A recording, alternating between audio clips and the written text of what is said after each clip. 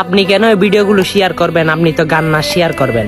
আমার রসুল কি জানেন 1,24,000 নবী রাসূলের ইমামতি করেছিল মেরাজের রাতে। আমার রসুল যখন মক্কা থেকে বাইতুল আকসা পর্যন্ত রওনা হয়ে গেল, সেখানে দেখে 1,24,000 নবী রাসূলরা উপস্থিত। আমার রসুলকে দেখে দবনি দিতে লাগলো, সৈয়দানা মুরসালিন রহমাতাল লিল আলামিন, সৈয়দুল মুরসালিন রহমাতাল লিল আলামিন, সৈয়দুল মুরসালিন রহমাতাল লিল আলামিন। আমার রসুল বলে, এখানে এত নবী রাসূল আছে, এখানে জামাত মনে হয় হযরত আদম নবী পড়াবে। তখন জিব্রাইল আমিন বলে না।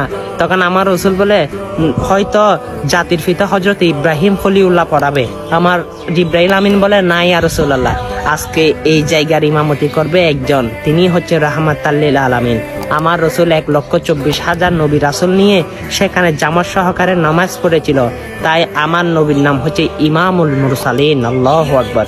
আমার রসুলের সম্মান কত আকাশচুম্বী, আপনি একটু দেখেন।